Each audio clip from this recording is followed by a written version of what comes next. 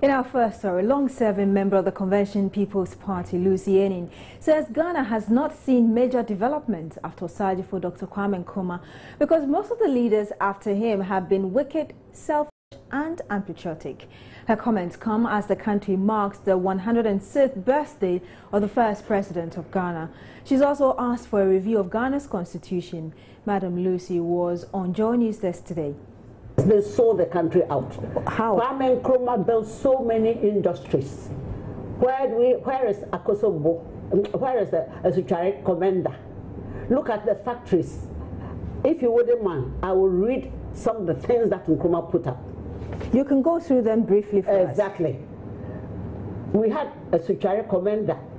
We have a fishing harbor with 29 fishing trawlers, not Admiral motors. We had oil refinery, it's not even functioning. When Nkrumah put this oil refinery, there was none in Africa. Where is our food complex? Where is the steel industry, sayo, coal stores, paints, battery factory? We had shoe factory. Now that they've revived the shoe factory, we are manufacturing our own sacks where we can put our cocoa and everything in. Where are these things? Jewel factory is no more. Kede, common match factory. Salt, ceramics, we're building our toilet and everything about ceramics in here. Kede, match factory. Salt pump, brick and tile factory. Akoso Bob glass factory. We had all this. Takwa gold refinery. It was about 90% completion. Now we go take gold here and refine in South Africa. But at least we are in an economy now where you'd say that a lot of private hands have been allowed to operate because government may not have the opportunity or even the resources to do all of these things Kwame Nkrumah was doing. So what are you benefiting now? Tell me, what are you benefiting now? What private? When somebody comes and neo-colonialism, now the factory, the state enterprises are in the hands of foreigners. And we don't mess with them, the hands of foreigners. Even Ghana film industry. Who owns Ghana film industry? They are in the hands of foreigners. So if you have properties in the hands of foreigners, can you have something to boast about? Now you answer the first question by saying capital no, the country is not learning anything from the legacies of Dr. Kwame Nkrumah. Because if they wouldn't have sold all these things that I'm talking about. Why do you think it has become difficult, in your opinion, for the country to learn from Dr. Kwame Nkrumah? Because they are not patriotic. They have lost the sense of patriotism. Why have they lost it? Because they love to enjoy the fruits of some people's labor. They are enjoying things that they did not create. Did they create in some country? Did they create all these things that they've sold to themselves? So you mean they are lazy, they don't want to start something new? Not laziness, it's wickedness.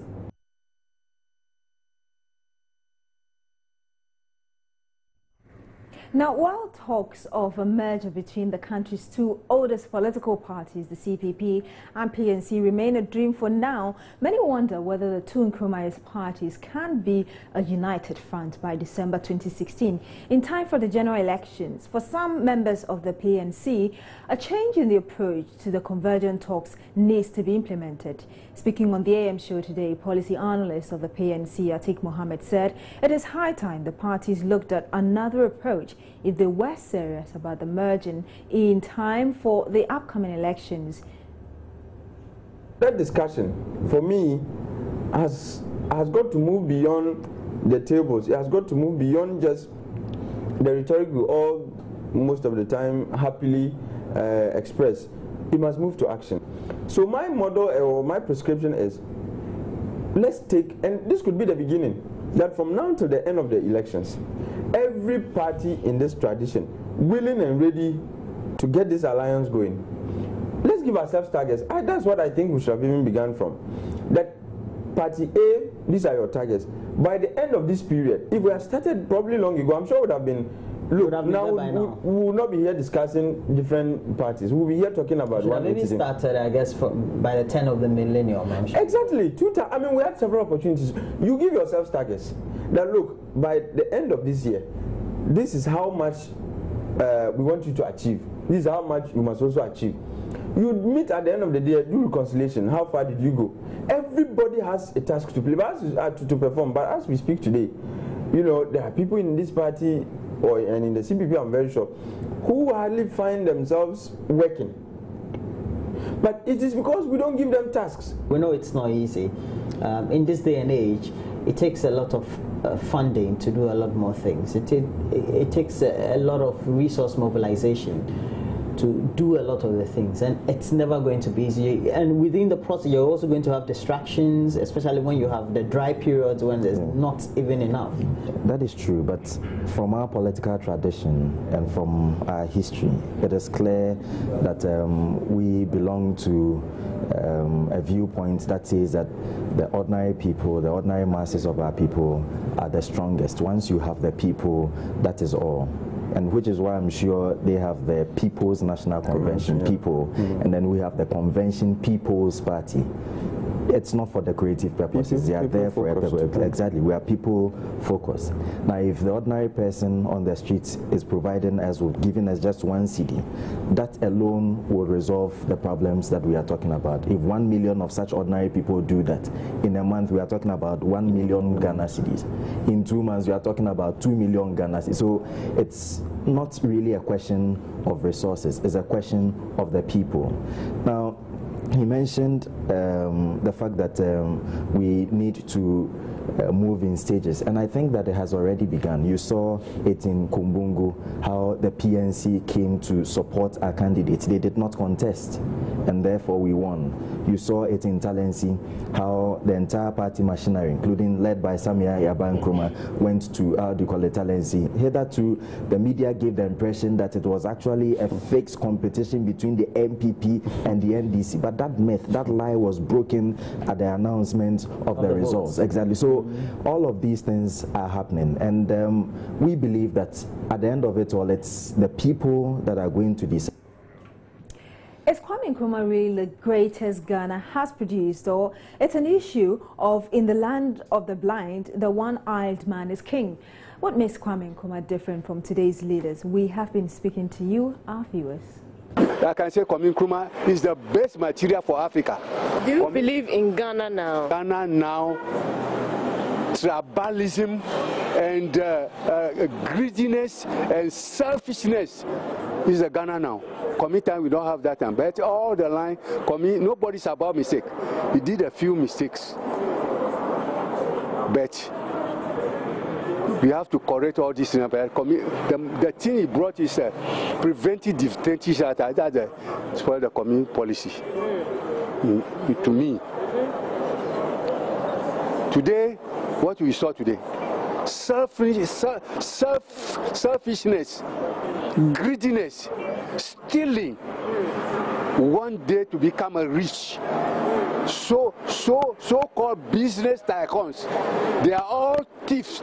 Our judges are bribe, corruption, and all these things. I believe in Ghana because it's our country and we have nothing left apart from Ghana. We have to make Ghana a better place for us to live. Nkrumah, as you say, is the best of the persons we have as president. For now, maybe in future we might have a great son similar to him. But for now, because his thoughts and ideas at those times, when you compare to today, is far better. Because those of today always think about their stomach and nothing more else. But Nkrumah was not fighting for his stomach, but he's rather fighting for Ghana, for a better nation. I'm a Ghanaian. That's why I believe in Ghana. Whatever Nkrumah has done up to now, we still enjoy in it. First of all, let's take something like Akosombo Dam. He's still benefiting us, and looking at his achievement, it's a lot. Kolebu, building Kolebu, as at now, so many other African countries, neighboring countries depend on Kolebu to survive. And as for Nkrumah achievement, it's a lot. If I said I'm naming it, I don't think anyone has done anything better compared to Nkrumah. We really need a leader. We don't need a president. Nkrumah was a leader, you understand? Nkrumah was a leader who has a vision. Most of our presidents now, they don't have vision. all that they know is like, let's maintain Ghana, let's do maintenance. And doing maintenance is very difficult. But when you have a vision that this is what I want to do, you will do it. Understand? Yes. But now, I believe one way or the other, we will one day have a leader as Nkrumah. I was born in Ghana, then I came and meet, but I didn't come and meet Nkrumah. But I came and meet those presidents like the Rawlings, Kufuor, Atamils, and whatever, the recent president we have now. Okay, so by looking at all of them and what you've heard about Nkrumah, do you think he's the greatest Ghana has ever had? Kwame Nkrumah is the best president ever. I've thought about the history, past events about Kwame Nkrumah, because when talk about Kwame Nkrumah, a lot of infrastructure he put up in Ghana. It means he is the best ever. I believe in Ghana.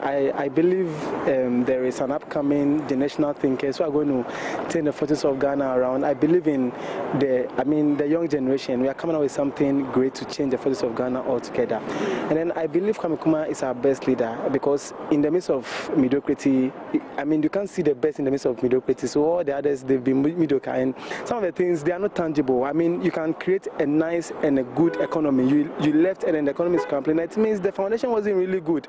Because we couldn't really attest to that fact, everybody was holding everything, but then I think Nkrumah did very well, and that is the standard he has set. So others will come and change it, and maybe that's us. With the kind of resources that we have at the moment, both materially and human resource, if we are able to govern the resource properly, we can make it. So far, we haven't seen any unique or distinguished leader like Nkrumah. He was selfless. But if you want to compare Nkrumah to the leaders who have come after him, we have no any other option than to think that Kwame Nkrumah was the best president so far. We need to change a lot of things. Our way of thinking, our way of doing things, and our behavior and all that. And I think with all this we can go far. And I don't want to lose hope. I'm thinking that one day we'll get around all the problems that we have. Okay. Looking around, you can see the foundation that he laid for industry, for agri, for education, for health. He laid very strong foundation for the country to take off. But having said that, I'm saying that we shouldn't rest on our loins, always looking up to Nkrumah, saying Nkrumah is the best. I think we should strive hard to do better than he did, and stop, always talking about Nkrumah being the best and all that. The youth today are not different from today's crop of leaders. They are likely to be as corrupt and not dedicated to national interest, just as we are seeing today. The sentiment of Prince Asamoah, a member of the University of Ghana Debating Club, on the AM show this morning. Prince Asamoah suggests we bring in expatriates to manage what he calls the economics of the country. Nkrumah is the greatest ever, and you cannot reduce Nkrumah to Ghana. Nkrumah is the greatest Africa ever had, and that's why BBC voted Nkrumah as the greatest African of the millennium. Indeed, some people would have wanted to use the Nobel Prize, as others won, as the basis to have credited Nkrumah or qualified Nkrumah as the greatest in Africa or Africa ever had. But that is quite ludicrous, because this is BBC that conducted, let me say, a survey in Africa, and Africans in general came to the conclusion that for you, the leaders we have now and those who are coming up to take over, we are like the same. Yeah, we're basically the same, because I look at how people talk on political platforms, even on campus or these student groups, and you realize that it's almost always the same old rhetoric. It's almost the same old, oh, we'll change, and then they come and then they do the same things, just like these people that we always criticize. So it has become this vicious cycle where we just keep doing the same things over and over again and expect different results. And that is why I think that we are not really in the mood for change now, especially when even these current group of people that we think are going to change are being paid and picked, handpicked, paid and controlled by these same people that we think are bad. So it's become very difficult unless we have a new breed of people, maybe the children who are being born in 2015, and then we decide to cut them off from the rest of Ghana or the rest of society and train them anew. Really? I have my doubts, yeah. Okay. Very drastic measures you think we should take? Yeah. Pressure continues to mount on the Electoral Commission to begin putting in measures to replace the existing voters' register. Even as Ghanaians await the deadline for proposals from the various political parties on whether or not to replace the existing voters' register, pressure group Concerned Ghanaians has also added its voice to the call. Last week, Let My Vote Count Alliance demonstrated in the capital, Accra, to demand a new register. Well, ahead of the deadline from the EC tomorrow, the 22nd of September, spokesperson for Concerned Ghanaians has reiterated the need for the EC to listen to Ghanaians on changing the existing voters' register. Atiki Yakubu spoke with me earlier on News Desk today. We have just 24 hours. Let My Vote Count and AFAD have done that. So you're saying you have presented?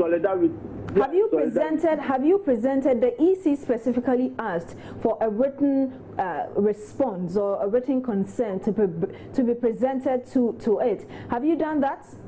Your group I'm saying that the demonstrators, we are going to join them in solidarity. Now we are coming on in solidarity, even though some of us joined previously.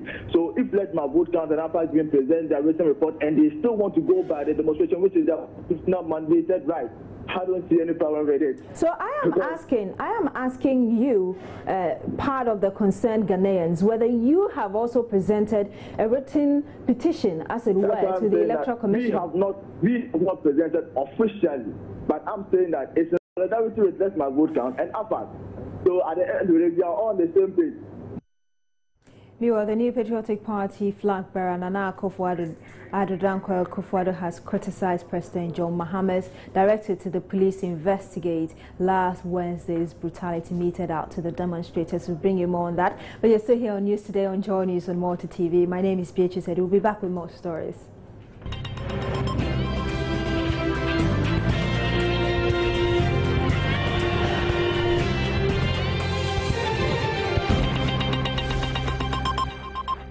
You're still here on News Today. Now, the newly elected Member of Parliament for the Talensi constituency, Benson Tongo Baba, says his new position as MP has been a challenging task, being a new member in Parliament after he was sworn into office. He says although he was sworn in 2 weeks before Parliament went into recess, he's had enough tutelage, and as Parliament resumes next month, he should be able to do his best. He spoke with my colleague Prince Owusu Esiedo of Adum TV. It has been a very challenging task, being a new member in the House. But nonetheless, as I'm speaking today, I've visited my constituency not less than 4 times, touring the constituency, identifying the problems, the issues that I made certain promises, and then I've started fulfilling them gradually. So I believe that with time, I'll be able to make a significant impact in the better Talensi agenda as MP. Okay. Being new in Parliament, how are you coping, with issues? Well, I was sworn in just 2 weeks before Parliament went into recess. But the little that I have learned there is how to prepare for presentation of Parliament, and also how to address certain issues that may come to the floor of Parliament. So I think I've had enough tutelage, and as we resume next month, I should be able to also do my best as required of a parliamentarian. As an MP, what do you make of the issue of corruption in Ghana? Recently there's an issue on the judges. What is your take on this? Well, to be very honest with you, I don't want to pronounce or take part in any discussions regarding this until I'm very sure of the evidence. When issues come like that, even before the court of law, they consider such issues as or involving personalities as allegations, or those involved as being innocent as proven otherwise. So I just want to be sure that these allegations have been proved beyond all reasonable doubts, and then contributions will be made thereafter. But generally on corruption, I think that it is an issue that as a government or party in power, the NDC government is doing its best to eradicate it and to ensure that this country is run in a very transparent and peaceful manner. Apostle Rita Tando of the All Nations Praise Ministries has encouraged the youth not to rush in taking decisions about their future life. Speaking to Joy News, she said apart from initiative, one needs patience, hard work and dedication to make a new project become successful. She also cautioned against anxiety, saying sometimes when people become anxious, they make mistakes. I want you to remember, the Bible says Abraham, against all hope, he still hoped. Let me tell you, maybe that was not your time, but I speak to you today. I know this is your time. If you just allow God to step into your situation, you know, he will make a change in your life. Sometimes Jesus might be in the boat, and because he's in the stern, the storms of life will come. Though he is in the boat, but you haven't called him. As soon as you call him, he will wake up and he will calm the storm. Help is so close to us, but sometimes we don't seek it because we think we have tried, we have done everything, but maybe your best is not enough. Be anxious about nothing. When we get anxious, we make a lot of mistakes. That is when we move into areas we don't have to move into. We have to learn to be patient because Joseph went through so many things. He knew that he was being maltreated for things he hasn't done. But at the end of the journey, he came to understand that God moved him there for a purpose. So maybe you've been anxious, but relax and seek the will of God for your life. When you give a baby bones to chew, you kill that baby. And that is our problem. Sometimes we ask God for things that we are not ready for, or things that he knows that when he gives it to us now, it will destroy us.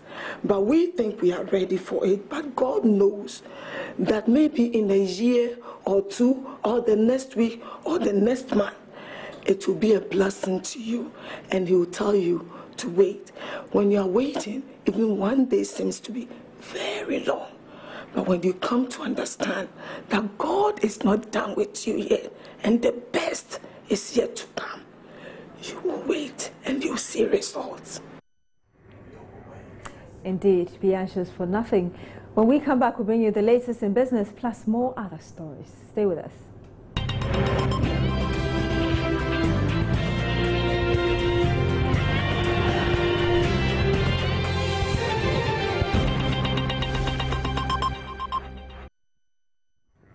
US phone maker Apple says it is taking steps to remove malicious code added to a number of apps commonly used on iPhones and iPads in China.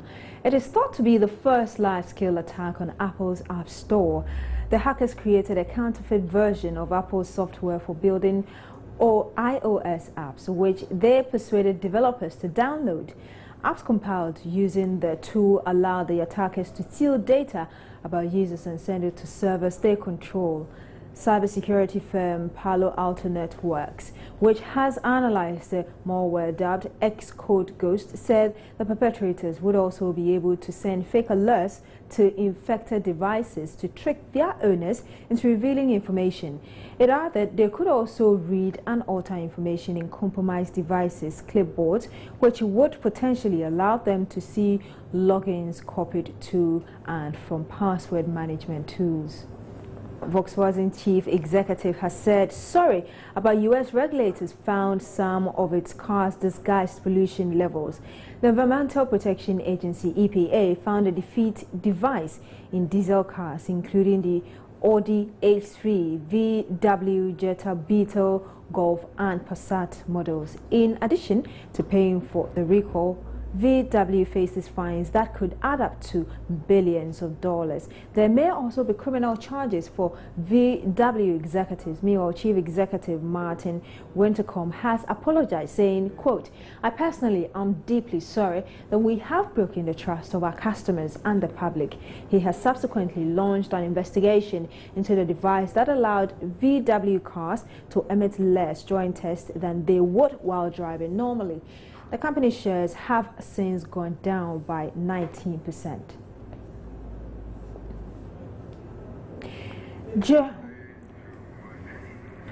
German airline Lufthansa says it plans to offer broadband access on its short and medium-haul flights from next summer. The company says that a deal with Deutsche Telekom and satellite firm Inmarsat will allow passengers to enjoy, quote, "the same speed and quality of internet surfing that they are used to at home." Lufthansa has not decided how much the service will cost, but it could be linked to the type of ticket purchased. Broadband is still relatively rare on short-haul flights. That's all for business. Up next is for sports.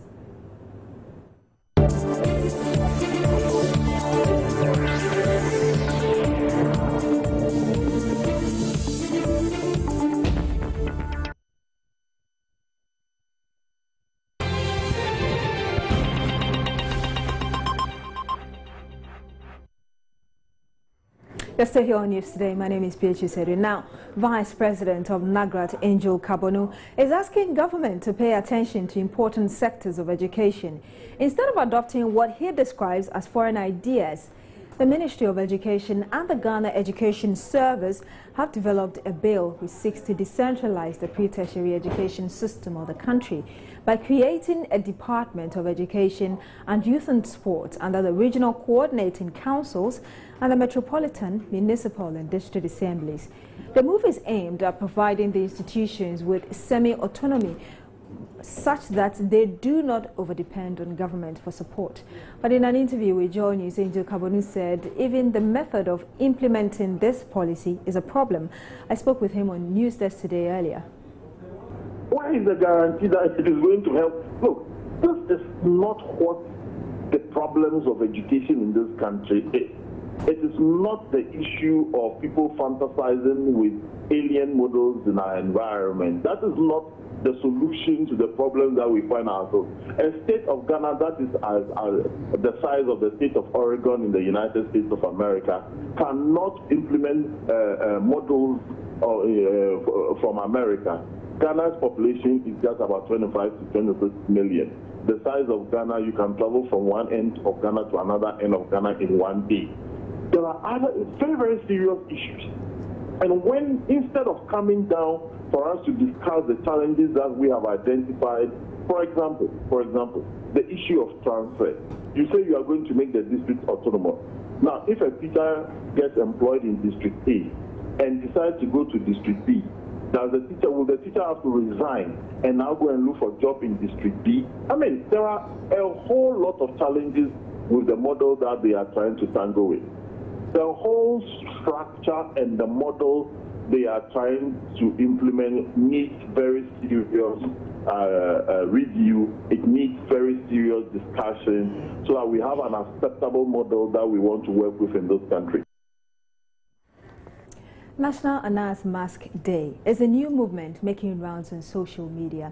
It was started by one lady, Clara Biri, who is managing partner at Casa Law Firm. Latif Idris tried to find out how strong your support for Anas Aremeyaw Anas is.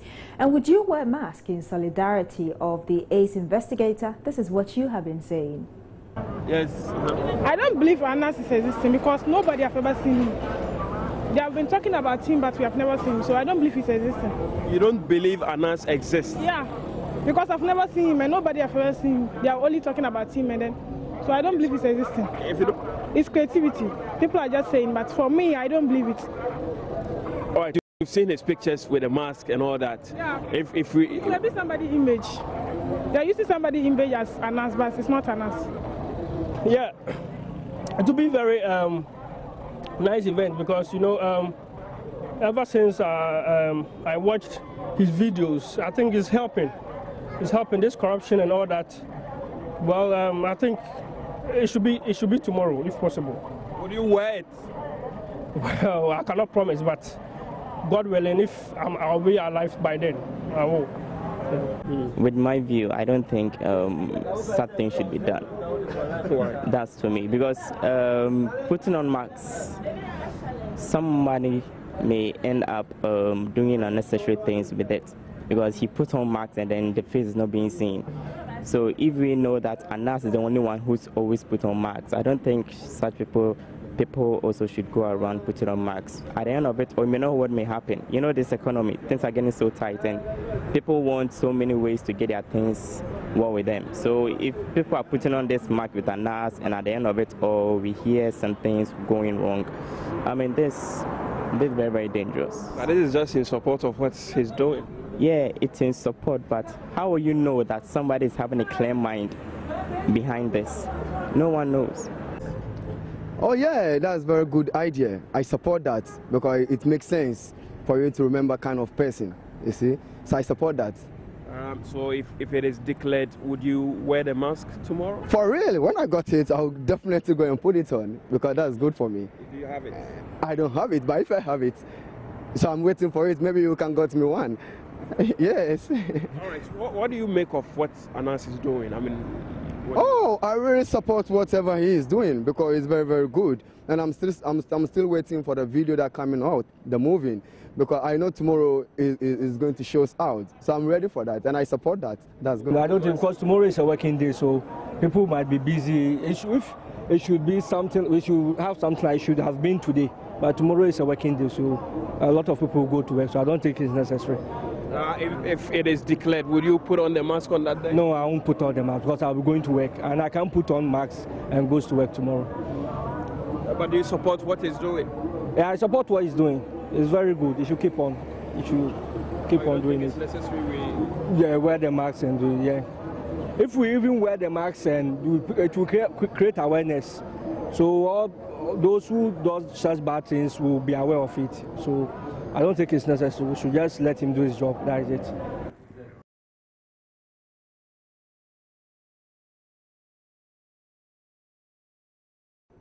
And now to some entertainment stories. From Kinker Girl to Cover Girl, which aired on Multi TV's Joy Prime, has been sharing her experience after the documentary aired. Well, no, Moko, baby, yet talking. Obiaba, who TV do. We so who TV do. Number why if I see you, that's why I fancy Papa be or Ben of it over. Obey me little baby, and obo me Abba, brother 7. What's the 7 called for fine pie? Now see, now yet then say, someone who will TV do. No, sir. You, hey, be Abba pet. No, I will bomb just when you made them put on my bomb. Abba, no more TV do. A yard of pie, why I film see you, my dancing.